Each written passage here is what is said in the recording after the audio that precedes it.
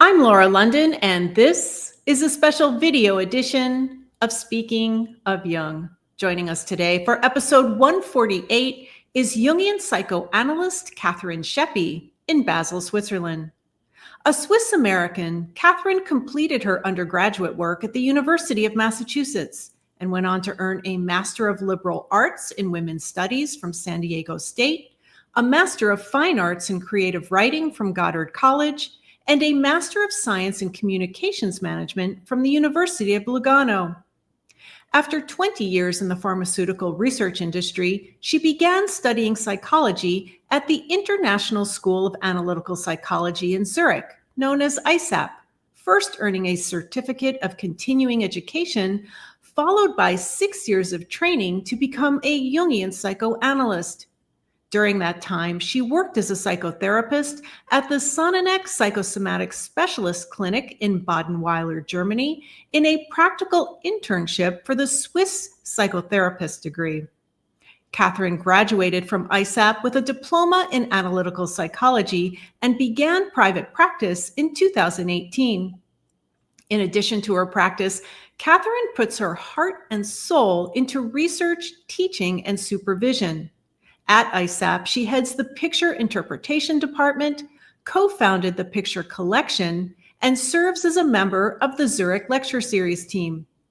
Last year, Kathrin played the role of Aniela Jaffé in the stage production of Aranos, a play, alongside Speaking of Jung guests Darianne Pictet and Paul Bruchet. Her essay, About Being Aniela, was published in the book containing the screenplay by Jungian analysts Murray Stein and Henry Abramovich. This year, she resumed the role of Aniela in the new play, Twilight at Bollingen, performed at ISAP's Jungian Odyssey in May. Kathrin's publications include the illustrated family chronicle Reunion, Schaeppi of Horgen, the prose poetry collection Cancer Mon Amour, and the creative biography Sonia Secula, Grace in a Cow's Eye. Since 2011, she has been guiding tours on Carl Jung's early years in Basel, expanding her knowledge through ongoing research and uncovering new insights into the historical and intellectual richness of the city, her birthplace and home. That research has coalesced into the new book, C.G.Jung, The Basel Years, a Walking Guide, which will officially launch at this year's IAP Congress in Zurich and is now available worldwide from Diamond Verlag. Next year, Kathrin will be joined by fellow Speaking of Jung guests Christian Roessler and Sonu Shamdasani for the Psychological Society of Basel's Symposium, 150 Years of C.G. Jung, taking place at the University of Basel on February 28th and March 1st. Kathrin will be presenting her research and leading participants on a guided walking tour. Kathrin will join us after these words. Speaking of Jung is a listener-supported show. Please consider joining our Patreon for just $5 a month, and you will receive all of my research notes for the featured episode. And please be sure you are subscribed to this YouTube channel. It's free and it helps us get more exposure. I am also here to remind you of the importance of recording your dreams. Temenos Dream is a revolutionary dream tracking app available for iOS and Android. Now you can record your dreams by speaking into your phone or typing them into the app. Search for myths, legends, and fairy tales related to the themes in your dreams. Use the new advanced AI interpretation with a focus on Jung's work, looking closely at symbols and associations to consider shadow, anima, animus, archetypes, and much more. Simply download the app and create a free account. Unlimited use is available with a premium subscription. Click on the link in the description box below or on our website, speakingofjung.com, where you will find links to everything discussed in this episode in the show notes. This video interview is being recorded on Wednesday, August 13th, 2025, through the magic of StreamYard. Well, it's just very nice to be here. Thank you for inviting me, and I'm excited to talk about my book and about anything else you'd like to know. Thank you so much for your time today. I really appreciate it. To mark the 150th anniversary of the birth of C.G. Jung, Diamond Verlag is publishing your book about the years that Jung spent in Basel, Switzerland, from the ages of 4 to 25. It's an historical book, a biography, a tour book, a beautiful coffee table book. It's called a walking guide because you've designed 5 walking tours, each following his footsteps through the city of Basel and the surrounding area. And in each of the tours, you reveal previously unknown facts and stories that actually help us understand his later work and ideas. But first, before we get to the book, I want to talk a little bit about you. And as I mentioned in the introduction, you played the role of Aniela Jaffé in the stage production of Eranos, a play. And our previous guest, episode 147, Dr. Paul Bruchet, who played the role of C.G. Jung and knew Aniela personally, often told you that you looked like her. You mentioned in your essay about being Aniela that you researched her biography written by Elena Fischli in Reflections on the Life and Dreams of C.G. Jung. Tell us about that. Okay. Aniela is she has a very tumultuous background. She grew up in Germany and had to leave because of the Nazi occupation, and she came to Switzerland. She had to leave without getting her dissertation because her doctor father had been thrown out. And she was taken, she became Jung's assistant. Mm-hmm. And they developed a very kind and affectionate relationship. And she was the one who then transcribed his words into memories, dreams, reflections. And in the play, I play Aniela, and Paul Bruchet, who was in your last recording, was Jung. Mm-hmm. And we also have a very nice relationship, a professional relationship. And it's, like you said, he knew Aniela. And I think we were able to get into our characters so much because of this. There was a similar age difference between Jung and Aniela, and I and Paul, and I look a bit like Aniela even, he said. And yeah, you do. Mm-hmm. So that must have been uncanny in a way. I mean, you were born in Basel, Switzerland, which we'll get into. And so you were around all this history of, and I want to ask you that as when we get into the book, is Jung present in Basel? Do people recognize the places where he lived and he worked, and so that's what I want to get into when we talk about this book. So you played Aniela, and you imagined Paul as Jung. Right.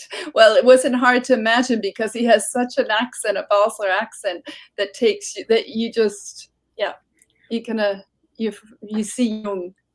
Yeah, and he demonstrated some of that for us in the episode.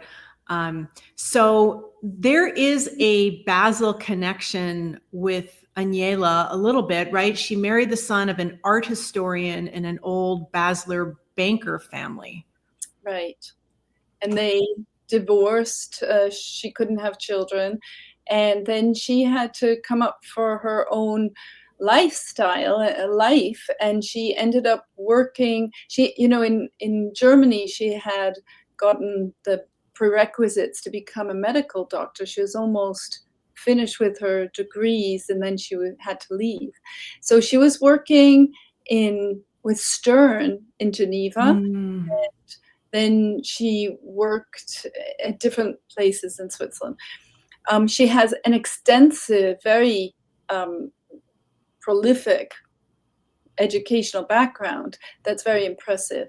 So it was no wonder that Jung actually then asked her to become his personal secretary, we can call her, and responsible for his personal correspondence, but also for writing his memoir, which together with him. Yeah, and understanding more about Aniela's background, which is fascinating. And again, it's written about in the book Reflections on the Life and Work of C.G.Jung, that she really has the equivalent of a PhD and an MD, but was not awarded those degrees officially. And she was a practicing Jungian psychoanalyst, yet she is, and I'm guilty of this too, before I understood her more, referred to as Jung's secretary. Yes. And yes, she was a wonderful secretary, but she was also all these other things as well. Exactly. Yes. Yes. Mm-hmm. Mm-hmm. So let's talk about the book, which is stunning. I mentioned that to you before we started recording. I appreciate these. I love beautiful books. And this book is gorgeous. It looks like it took years and years and years to put together. And it did, didn't it? Yes, it did. I worked on it for a long time. First, just as notes when I was doing the first walking tours, and then it gained contours and it grew, and I did a lot of research and started finding things that hadn't been found before. And yeah, I think for me, it was important that it's a beautiful book. It has beautiful layout. Yes. Done by a Basel graphic designer, Sibyl Rieser, beautiful. And the photos, many of them I took, but a lot of the pictures are older pictures that were collected from different archives. So I will mention it is 295 pages. It includes a chronology of Jung's life, family trees, which I had never seen before, maps, photographs, both present day and historical, and 300 footnotes, which I love. I love lots and lots and lots of detail. And so now we have the red book, we have the black books, we have Memories, Dreams, Reflections, we have Reflections on the Life and Work of C.G.Jung, and now we have this book, C.G.Jung, The Basel Years. It is stunningly beautiful. I love the font, the colors, the layout. It's exquisite. So let's jump into how this book came to be. Okay, about 2011, I started giving tours for students at ISAP, particularly because I was just interested myself, and I figured I saw their enthusiasm about actually seeing the house where Jung grew up in, the church where his father was pastor, the school where he went to as a primary school, which it no longer exists, but I'd have pictures, so I'd show them where it was and what it looked like. And what Klein-Hüningen looked at like at that time, and how it's transformed, because it had a major transformation from first a factory working town to a port town, and it's changed a lot. So let's back up just a little bit. How did you learn these things? How did you know where Jung's house was, his school, all of these things? How did you find that out? Well, Memories, Dreams, Reflections is very clear about he lived on Dorfstrasse, and Klein-Hüningen is this tiny little town. So if you walk down Dorfstrasse, you end up passing the parsonage, you end up passing the church, and the rest was research. Where was the school and other things? But because you were born in Basel, right? Yes. Tell us a little bit about your personal history with Basel. Okay, I was only 6 months old when my parents, who are Swiss, immigrated to the United States for work purposes. So I came back when I was 14. And because of that, I think I had that need to understand my roots, which is the reason why I first wrote a family chronicle. Yes. That was the first book I wrote. And this was going a bit deeper into Basel through looking at C.G.Jung's life and works here. So you were 6 months old when you left Basel, and then you did not return at all until you were 14. Except for a vacation here or there. Okay. But then when did you first learn who C.G.Jung was?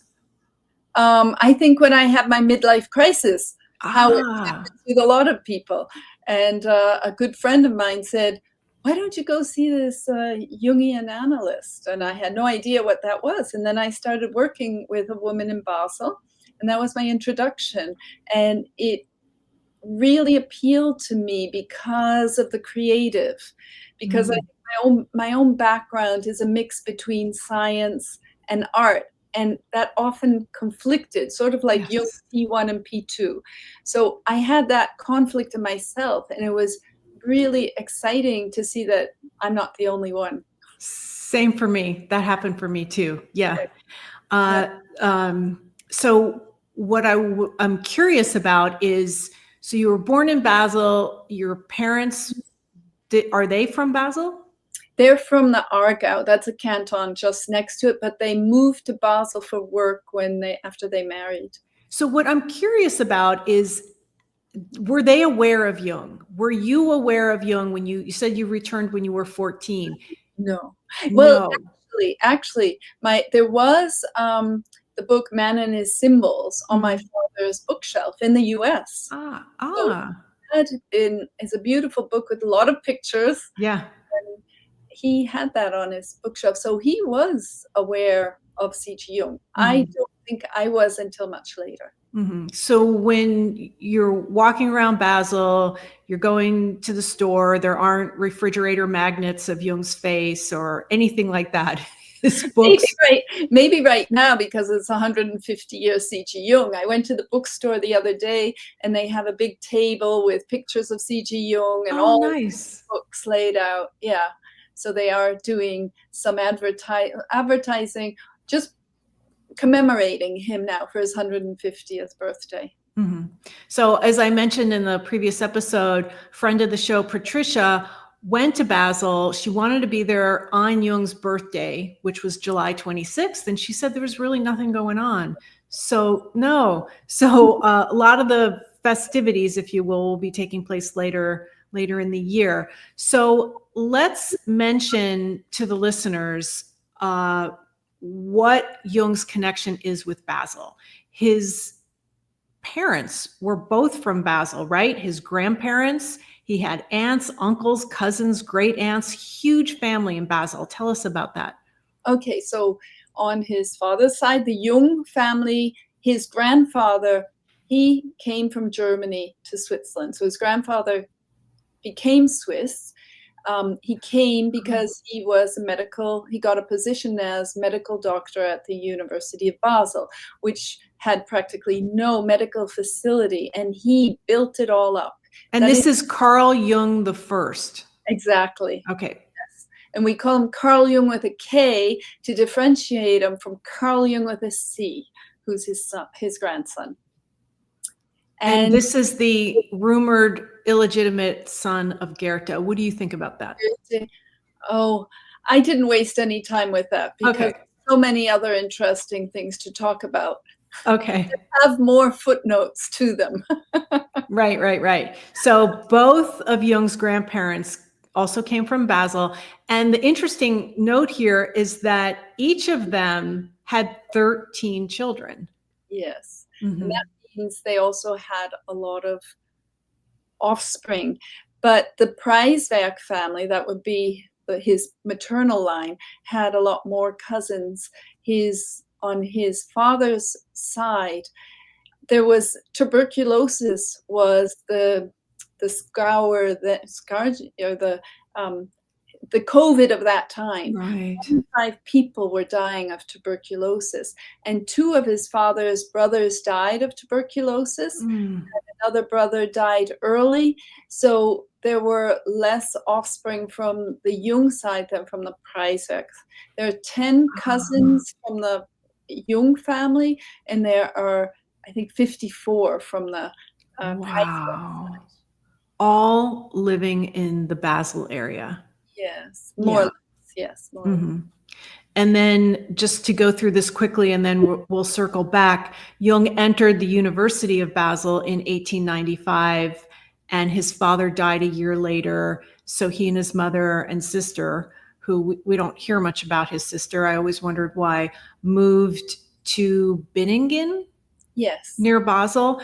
And Jung graduated from the University of Basel in 1900. And then he left for Zürich.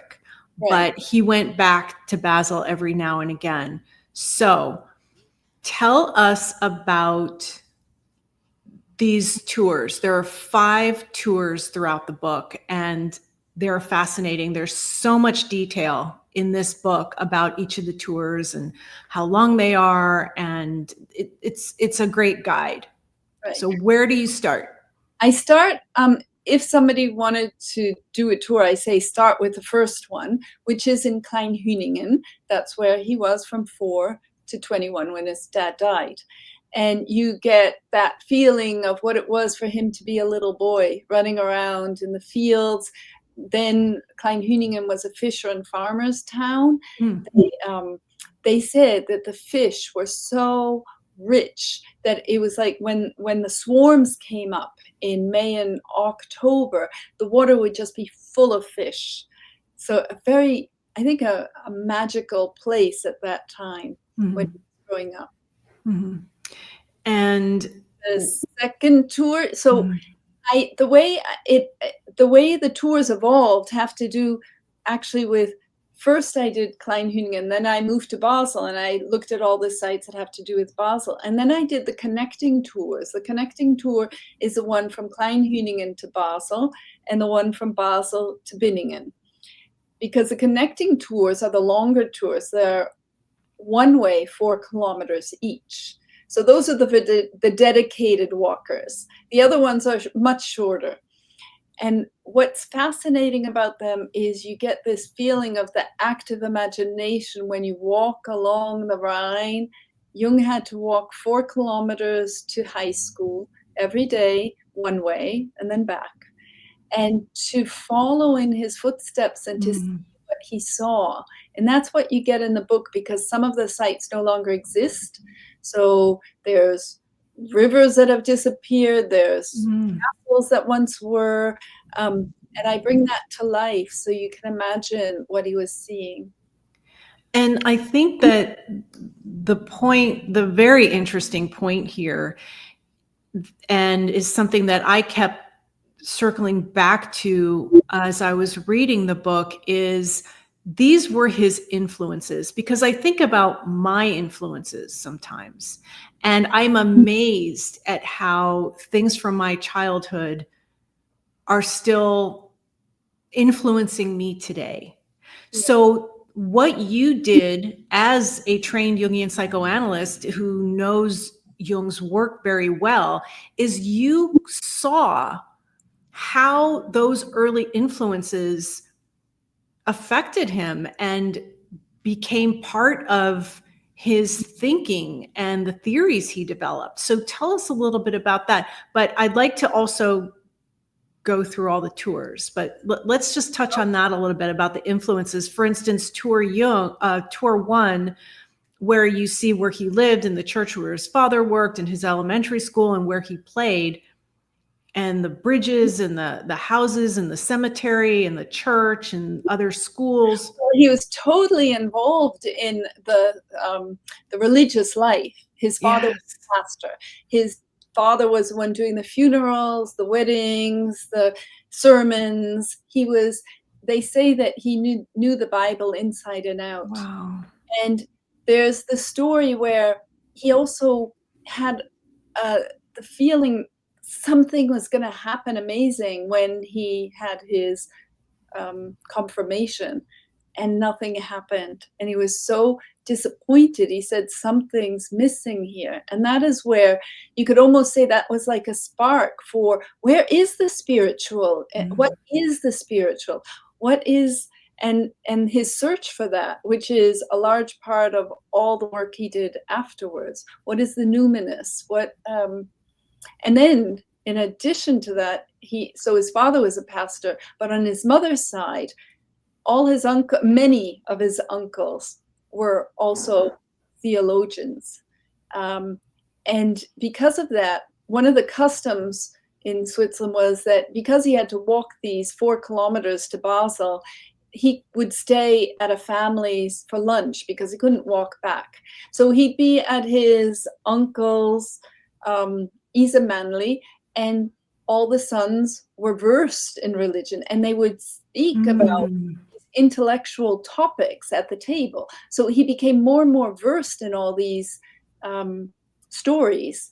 And we don't know historically where else he stopped for lunch, but I assume that he stopped at other uncles and aunts' homes, and was also learning there. So that was one of the, when I went through the school ledgers, you saw that his grades were amazing. He really always had, the grading system is 1 to 4. 1 is the best, 4 is failing, and he'd always have 1s or 2s.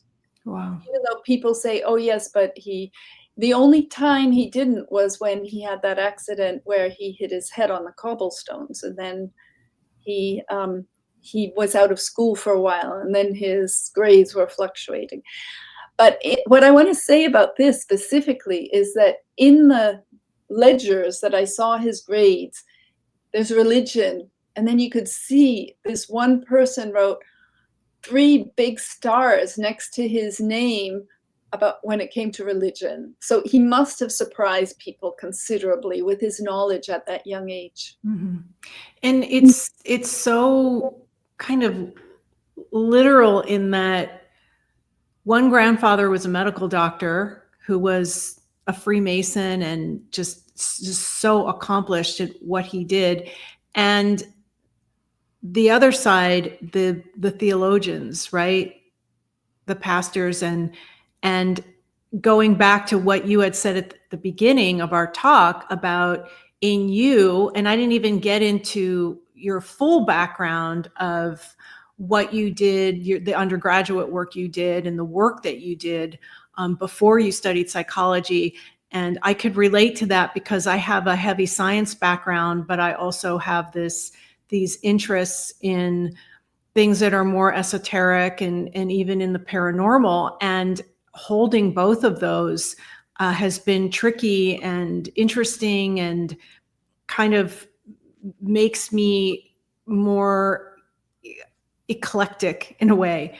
So you get into this, and let's go to tour 2, which is the longest tour, right? There's a 2A, a 2B, and what you mentioned about the connection, the connecting, the convergence of routes A and B.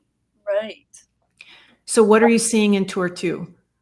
In tour 2, it's mostly, well, you have 2 possibilities to go over one bridge or the other bridge. Depending on which bridge you go over, you see other sites. So really, if you wanted to see all the tours, you'd have to go about 4 days to see them all. 4 days, okay. You might want to use a bicycle on some of the longer ones. Or there are possibilities to use the tram as well. Mm-hmm. So this one covers his high school, as you mentioned, the path that he walked every day. There was the asylum, Basel's sick and impoverished citizens, an art salon. That's another thing that, in addition to medicine and the clergy, art. So Basel is a center of art as well, isn't it? Yes, exactly. I don't know much about that. Well, he got to see art very early on because there was one museum called the Museum of the City at that time. It's now called the Natural History Museum. And at that time, the pictures like of Böcklin and Holbein were shown on the upper floors. And when he would walk to the university, to the gymnasium, he would pass that museum, and there's reports in Memories, Dreams, Reflections of him visiting the museum. So he got an early view of art. And not only that, he had a great uncle who was an artist and had his salon on, and that was some of the research that came to the surface, that uncle had painted the inside of the house with these beautiful archetypal images of prudencia and karité. And so he also must have known about these art his uncle. His uncle also painted the Tell Capella, which is that's where in Sisikon, it's a well-known chapel that a lot of tourists go to visit. And one of the pictures there is he made of another of his uncles. So there's one of the faces in the portrait is one of his uncles. So there's all these connections. I think that's what I was so fascinated by. I was digging deeper and there was always connections. Amazing. I had no idea. It was mostly the relatives. And should we bring up this photo of the map? I was thinking about this when you were talking about him visiting his family members. So tell us, this is an example of what's in this book, how detailed it is. So this is a map that shows where his, it's not where his relatives live, it's where he went to medical school. These are the different locations where he studied. At that time, there wasn't one school of medicine, but the different schools were spread all across the city. And it was part of my work was to reconstruct where did he study medicine? I thought at one point, I thought it was at the old university. That's where his grandfather had taught. But no, that had become too small. And he actually was studying at the Baselianum, a building made specifically for the study of anatomy and pathology and physiology. Yes, and you have a wonderful photo in the book of a model. Yes, that would be his grandfather, Carl Jung, he was the head of anatomy. And at that time, you couldn't preserve specimens. So he had the idea, why don't we make wax models so that we can look at the wax models? And those have been preserved. And you can see those in the Anatomical Museum. So this is all on tour 3, the old university where his grandfather was once responsible, as you mentioned, for the reorganization of the University of Basel and the establishment of the Anatomical Institute. And there on this tour also some houses where his mother had lived. And there's a connection in this tour to the Grail legend. Would you tell us a little bit about that? Okay.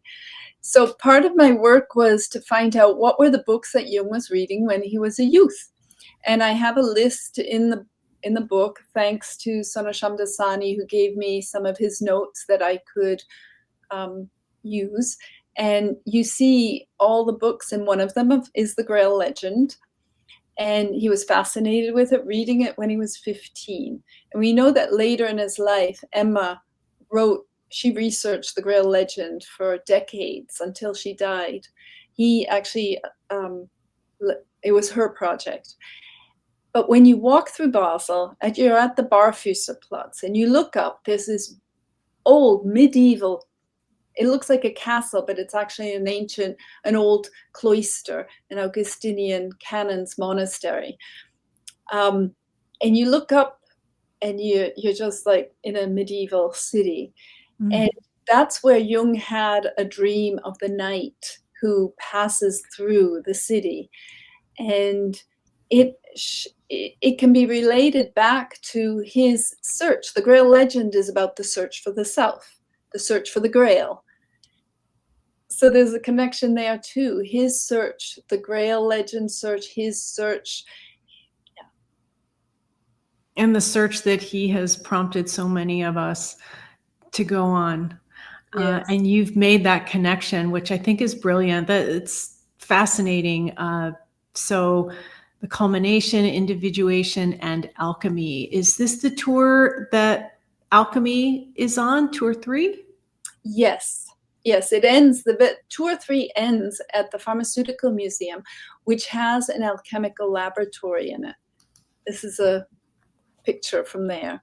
It's a wonderful museum. that at the end of the tour, I suggest people go have a look at it on their own. It costs only 8 francs to enter.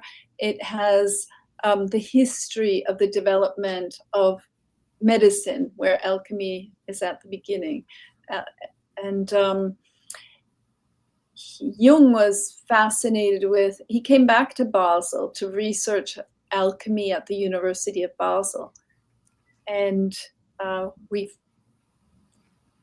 as we know, his alchemy was his love, and he followed it for a long time. I don't know how much he knew that there was alchemy when he was growing up in Basel. But Basel University has a huge library of old rare books, alchemical books. And that's another point that I really think needs to be brought forward. Mm-hmm. That Basel it was a printing town. It right after Gutenberg had his press, Basel had its presses, and it printed the Quran, it printed the Bible in 13 different languages. Wow. It printed all kinds of alchemical texts, and because of that, these people would come to Basel, and the intellectual knowledge was in Basel because of that. Fascinating. Yes, it is. And that leads us to tour 4 from Basel's city center out to the Bottminger Mule in Bottminger Mühle. So then when his dad died, they had to leave the parsonage, and the family were able to move into the home of their uncle Edward, the Bottminger Mühle. That means mill, Bottminger Mill. And it was an old creaky Alsatian house, and perfect place for saying it was haunted and for seances. And that is where all these paranormal things happen, the table cracking in half, the knife splitting in 4 pieces, and they had a lot of seances going on there. Now, something I also found out that is not that well known is that one of his uncles also built a house on the property. So Jung was in close proximity with other cousins who lived on the premises, and some of them would join in the seances. Yeah, and you have here that there were 9 of his cousins. Yes. That took place in these seances, which I was not aware of. And another thing that I love about the book are these family trees, because I love that sort of thing. And you've got this one here, the Jung Frey branch, Carl's aunt, uncles, and cousins. And so you did all this research, right? And you created these graphs and well, I got help. I mean, you do all the searching online in other books, and you start compiling it and making sure the data is correct. And the Jung branch, mostly when I went into the cousins, I got a lot of support from Susanne Eckeberger-Jung from the museum, from the Jung Museum. Yes. Husnacht, Jung Family Archive. She's an archivist. And she was brilliant in helping me find some of these. When she told me there were 64 cousins, I said, but where are those 64 cousins? Where did they come from? Yeah. What families? And then, so in the other family trees, there's a breakdown of where all these 64 cousins come from. Mm-hmm.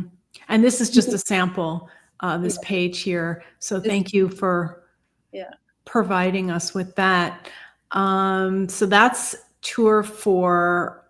You also mentioned that agriculture is still practiced in that region, and some of Jung's paintings that he did are reminiscent of those surroundings. And some of the paintings are in The Art of C.G.Jung, that book, also C.G.Jung Word and Image.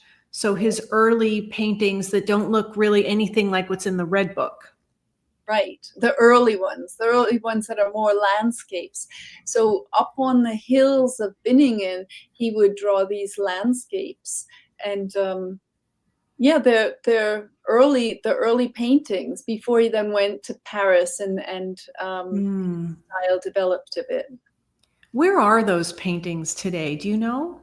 Yes, they're either at the probably the Stiftung für the Werke, the Foundation of the Works of C.G.Jung in Yes. Zürich, and or the family archive at the Küsnacht at the museum, the house museum. Ah, okay. Yeah. Yeah. So the fraternity, which is it Zofingia? Zofingia, exactly. Zofingia, where he finds his voice and place in a community of peers. Right. Spooky nights in the forest and the castle near the woods. There's so much here. Mm-hmm. Yeah. And there's still, I mean, I can't say that I researched everything. There's still, there's a book that's going to be coming out soon, more on the protocols from Zofingia. That's in the works. And I only just touched on it because I couldn't go into all the detail in this book. Sure. And there are some photos here that I didn't bring up. Maybe you can tell us before we get to tour 5 where this one is from. Well, this one is when you're walking towards the Münster, and you see this beautiful fountain of a basilisk who's holding the heraldry of Basel. It's the bishop's staff, which is on it, which is quite unique. It's a symbol system where you have a pagan animal and you have the city's, you'd say, crest, holding the city's crest, which is a bishop's staff. But it has its history in that Basel was first Catholic, and when the Reformation turned, then it became Protestant. The Basel Münster, which is in the background, was Catholic and is now Protestant. And what is Jung's connection with that church? With the church, well, many, but the one, first of all, maybe you show the door as well. Yes. Yeah. So this is the door where I went to the gymnasium, and you have to imagine that this is right across from the church we were just looking at. So the school and the church are face to face. The whole masonry in the church has so much alchemy and stories to tell that I feel have been interwoven into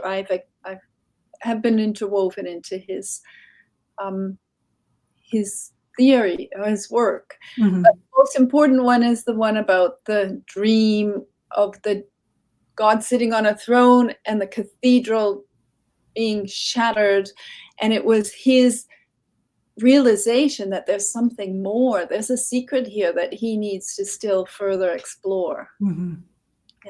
Yeah, and you get into that in the book. It's a great rendition of his dream and the symbols involved. And then this. Yes, this is a wonderful picture because you can see the cathedral, and on the other side would be the door. And this is where, when he fell, he hit his head on the cobblestone. So the cobblestones are quite prominent in this picture. Yes. That's the reason why he ended up having to repeat a year, because he had to drop out of school for several months. Probably had a concussion. Yeah. So that brings us to tour 5, which is more about 2 significant relationships that Jung had and their connections to Basel. One is Hermann Hesse, and the other is Friedrich Nietzsche. So Hermann Hesse lived in Basel, and well, I'll let you tell us. Okay. About that. So yes, as you said, he lived in Basel.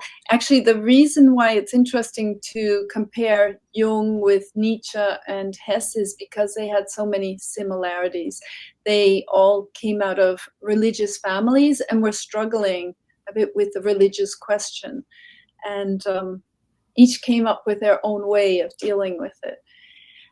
Hesse, he ended up doing a Jungian analysis with Bernhard Lung. He also had connection with C.G.Jung. He met him, he had analysis with him, decided to go back to Bernhard Lung. But you see that in his books, you really find the individuation process. You find figures that have to, like Abraxas, that also appear in Jung's work. Yeah. He was very strongly influenced by Jungian psychology. In his books that received a Nobel Prize. Yeah.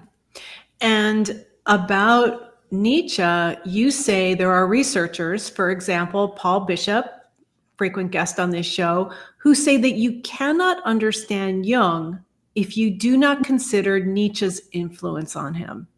So what do you show about Nietzsche's, on this tour, you covered Nietzsche's homes and the fountain.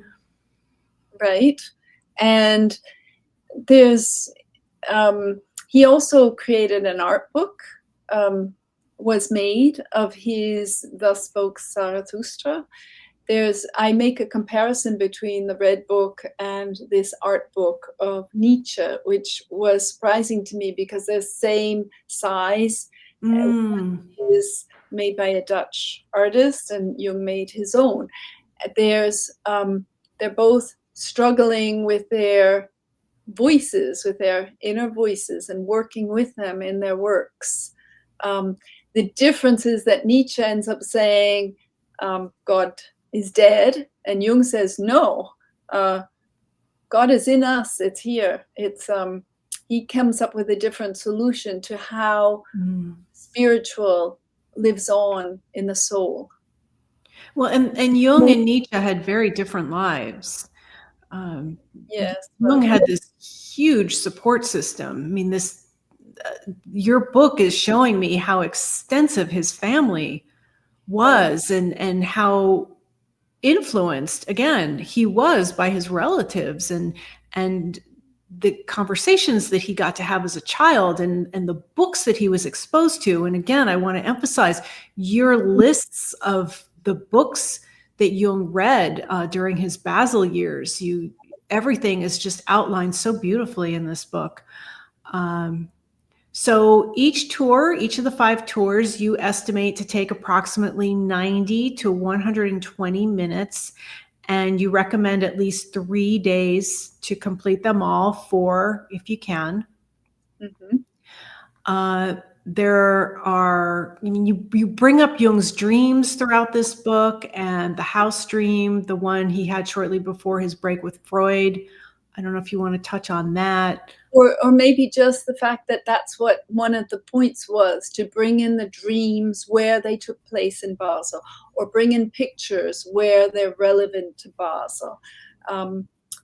Yeah, that was important for me to locate where were these things happening. Where was the Liverpool dream taking place? Petersplatz. And people can buy the book, go on the tours themselves, but also you lead these tours. And some of them are open to the public, some are for students or conference participants. But on the last 2 Saturdays of this month, August 2025, on August 23rd and August 30th, you will be conducting guided walking tours in and around Basel is it an excursion at the IAAP Congress? Yes, it's 4 participants who have signed up for these tours. There's actually 4 tours that I'm doing. 2 are in Spanish by somebody else, and then 4 others by another person. So actually there's 10 tours that will be happening during the IAAP, and each one of us will have a bit of an individual touch to them. But that's, yes. And then those are those tours, and then in the spring, we're having a symposium in Basel called Jung in Basel, where Sonu Shamdasani is coming and we will in one day cover topics on Jung in Basel. And on the second day, the tours will be open to people who sign up for the symposium. On the next day, there's tours. Right. And then there's a third that I had made a note about. This fall, so it begins in October, it ends in February. The Red Book will be on display at the National History Museum. It's actually the National Museum, the Okay. Landesmuseum. The National Museum is right next to the Zürich train station, and they're having an exhibit called Landscape of the Soul. And it talks about the beginnings of psychiatry, but of course, C.G.Jung is featured prominently, and so is the Red Book. So I'll be giving a tour there as well.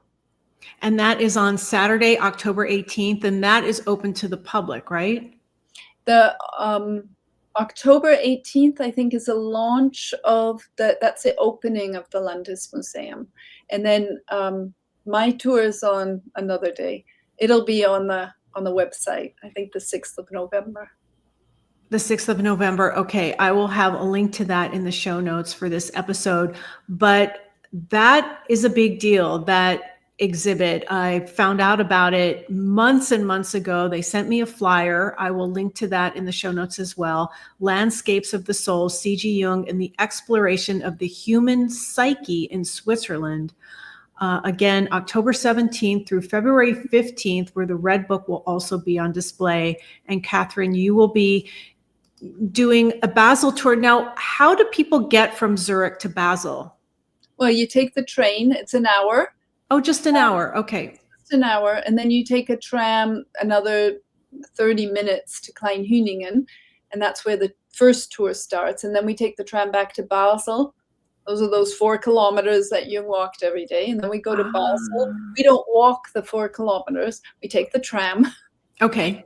Then we do, it's sort of a mixture so I do tour 3, actually, part of tour 3. Tour 1 and tour 3 with these people, because from the time, that's how it works out best. Mm-hmm. Just an hour in Kleinhüningen, then an hour in Basel. And so the tours start to finish are how long? Well, I know they're different. Yeah. But an hour. Mm-hmm. But you have to calculate getting there and coming back. Mm-hmm. So having that half-hour tram ride to Kleinhüningen and back. And then Basel, it's an hour. Yeah. But, you end up talking and things get longer. Right. That always happens. And you mentioned Professor Shamdasani. He wrote the foreword. Is it the foreword to the book? Yes, he did. And you mentioned that he contributed some of or assisted you with some of the research, or allowed you to use some of that. Research that probably it was too detailed for other things, and so I was given it because I was doing that type of detailed listing. Like, I also list all the students he went to the gymnasium with. So there's those details that often get missed. And what was interesting, for example, when I listed the students, I saw that one of his cousins was in his class, who was born the same year as he was. And we didn't know about that. So I did mention just briefly, do you know much about his sister, Jung's sister? We never hear about her.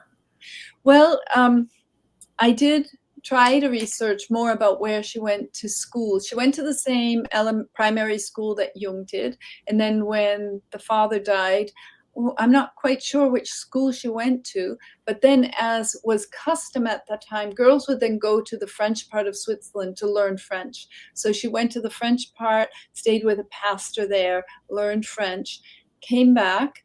She, when Jung moved to Küsnacht, his mother and Gertrude then moved also to Küsnacht, and Gertrude worked at the Burg Hölzli, supporting his work.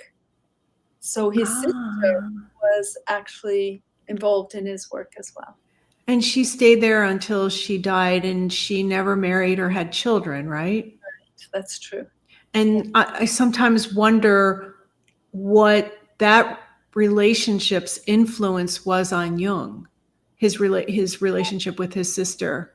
I think because she was so much younger, that there was a big gap between by the time he finished primary school, she was just entering. Mm. And so there was a big gap where he was an only child. So there is the feeling that it probably only grew into a relationship later on. Mm-hmm. A bit of a distance when he's 9 years older than his sister. Yeah. I still sometimes wonder about that relationship and if anybody will ever explore it even further, if it's even possible. Yeah, yes, I did. Maybe I've been in contact with Sonneneck and Berger Jung of the archive, and now they're working through it, and who knows, maybe they will find further documents Mm-hmm. of relevance. There's always more to do, but Yes. I want to applaud you on this tremendous piece of work. It's just absolutely exquisite. It's helpful. It's a research book from now on. And I want to thank you for joining us here today to talk about it. Thank you, Kathrin. Thank you so much that I was able to talk about this book, which is really my love. It was a work of love, I think. Mm-hmm. And it is available now worldwide. You can order it directly from Diamond Verlag, and there will be a link to the book in the show notes.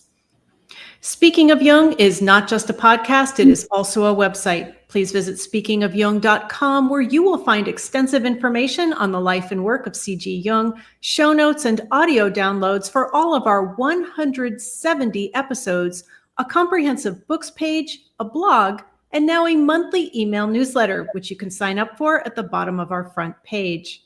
All of our episodes are also available on YouTube podcasts, which you can access by subscribing to this channel, Jungian Laura. It's free. Just click the subscribe button below. I created Speaking of Jung 10 years ago. This month is our 10th anniversary, and all of our content is still free to access, but it is not free to produce. Please consider contributing to our tip jar on Patreon for just $5 a month, or visit our support page at speakingofjung.com/support for links on all the ways you can help keep this podcast and our website alive. So with special thanks to Patricia Preisner and to Robert Hinshaw and everyone at Diamond Verlag, I am Laura London, and you've been watching a very special video edition of Speaking of Jung.